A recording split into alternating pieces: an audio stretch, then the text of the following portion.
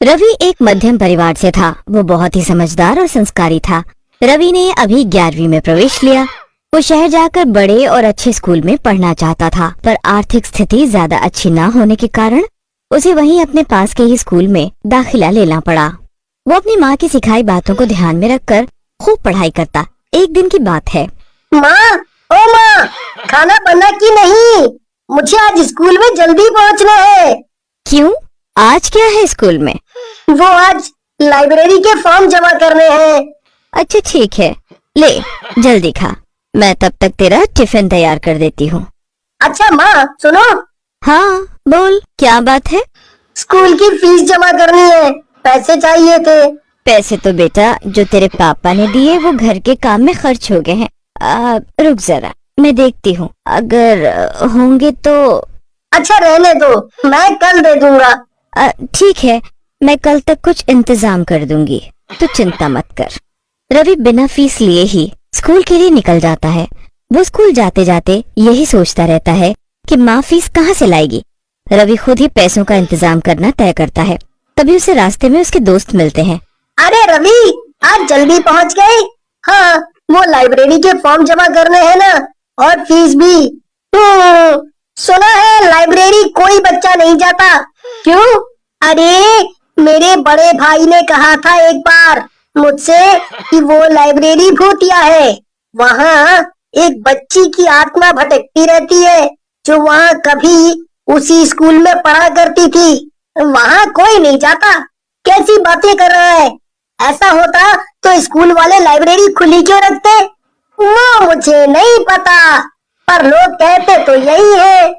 अच्छा छोड़ ये सब, तू फीस लाया? हाँ, मुझे याद था। मैं तो भूल गई, आज फीस लानी है। मैं भी नहीं लाया, तुम्हें तो याद था, फिर क्यों नहीं लाए? वो बस ऐसे ही। चलो, स्कूल की घंटी बजने वाली है, देर हो जाएगी। हाँ चलो।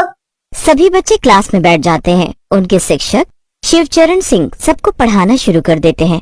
तभी उनकी नजर रवि पर पड़ती है। वो देखते हैं कि रवि कुछ उदास सा लग रहा है।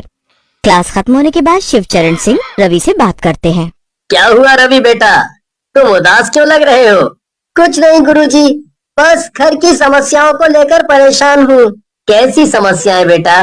गुरुजी, वो बात ये है कि स्कूल में फीस देनी है, नई किताबें लेनी है, पर हमारी आर्थिक स्थिति इतनी अच्छी नहीं है कि मैं इतना कर पाऊँ। बेटा, जीवन में समस्याएं हमें मजबूत बनाने के लिए आती हैं, उनसे घबराना नहीं चाहिए। निरंतर आगे बढ़ते जाओ। जी गुरुजी। तुम बहुत काबिल बच्चे हो, कभी भी हारना मत, और अपनी शिक्षा पर अपनी परिस्थितियों को भारी मत पड़ने देना।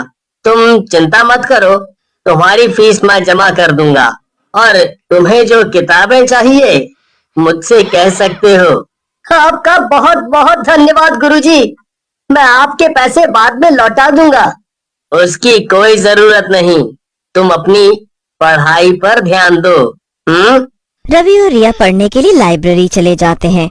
उन्हें वहाँ कोई बच्चा नजर नहीं आता। यहाँ कोई बच्चा क्यों नहीं है?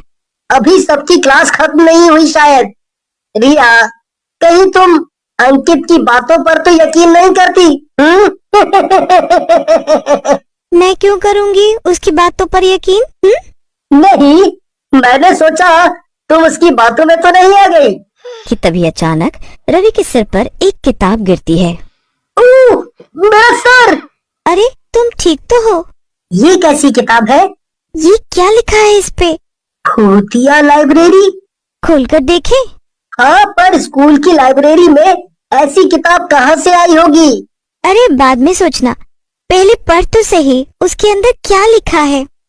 रवि जैसे ही किताब का पहला पन्ना खोलता है तो उसमें किसी मिनी नाम की लड़की की कहानी लिखी होती है। अचानक रवि के हाथ से किताब छूट जाती है और किताब से एक चुड़ैल बाहर निकलती है। रवि और रिया दोनों बहुत डर जाते हैं। तुम कौन हो? मेरा नाम मिनी है। बचाओ, बचाओ। चिल्ला मत वरना दोनों मारे जाओगे। हमें छोड़ दो, हम दोबारा यहाँ नहीं आएंगे। कौन हो तुम? हमारी लाइब्रेरी में क्यों आई हो? ये कभी मेरी लाइब्रेरी भी हुआ करती थी। मुझे भी पढ़ने का बहुत शौक था, बिल्कुल तुम्हारी तरह। पर क्या हुआ, मुझे मार दिया गया। किसने मारा तुम्हें? स्कूल में कुछ लड़के थे जो मुझे रोज परेशान किया करते थे। वो अमीर परिवार से थे, उनके माँ बाप से स्कूल के टीचर्स भी डरते थे, इसीलिए उन्हें कोई कुछ नहीं कहता था। मेरे माँ बाप किसी और स्कूल में मुझे नहीं पढ़ा सकते थे, तो मैंने एक दिन तंग आकर लाइब्रेरी में आत्महत्या कर ली। तो बाकी लोगों को क्यों परेशान करती हो?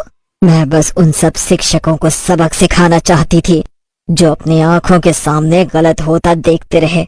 और उन बच्चों का क्या जिन्होंने तुम्हें परेशान किया? वो बच्चे से स्कूल से जा चुके हैं।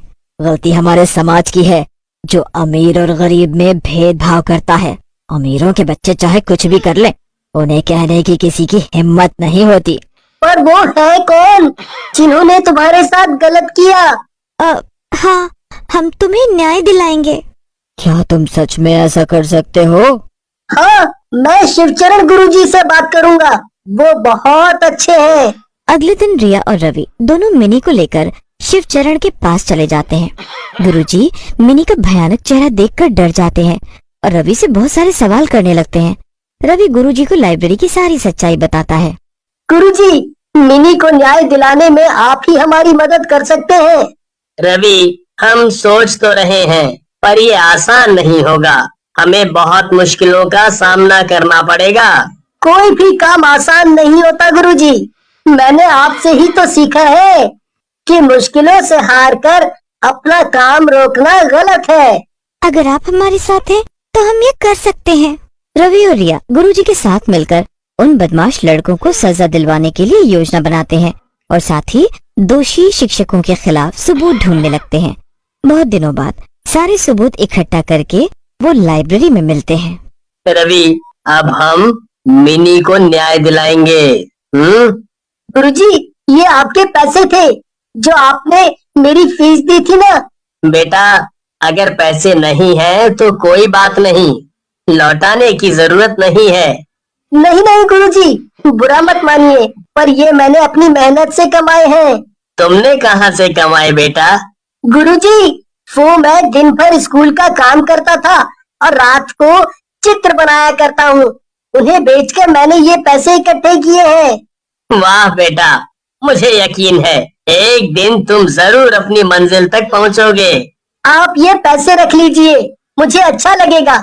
चलो, अब समय आ गया है मिनी को न्याय दिलाने का। तीनों सारे सबूतों को लेकर पुलिस के पास चले जाते हैं और उन बदमाश लड़कों को कड़ी से कड़ी सजा दिलवाते हैं। मिनी भी वहीं मौजूद होती है, पर वो केवल रिया और रवि को देखती थी। सभी मिलकर खुशी खुशी लाइब्रेरी जाते हैं। आप सबका बहुत बहुत धन्यवाद। धन्यवाद देने की जरूरत नहीं मिनी, बल्कि मैं तुमसे अपने स्कूल के शिक्षकों की तरफ से माफी मांगता हूँ। मैं तुमसे वादा करता हूँ, जो तुम्हारे साथ हुआ वो मैं कभी किसी के साथ नहीं होने दूंगा। हमने तुम्हें गलत समझा, उसके लिए हम भी माफी चाहते हैं। नहीं नहीं, आपने मुझे न्याय दिलाया है, मैं हमेशा तुम सबकी आभारी रहूंगी। अच्छा रिया, गुरुजी, रवि, अब मेरे जाने का समय हो गया है। देखते ही देखते चुड़ैल वहाँ से गायब हो गई। सभी लाइब्रेरी की सफाई करने लगते हैं। रिया भूतिया लाइब्रेरी की किताब ढूंढने लगती है, पर उसे वो कहीं नहीं मिलती।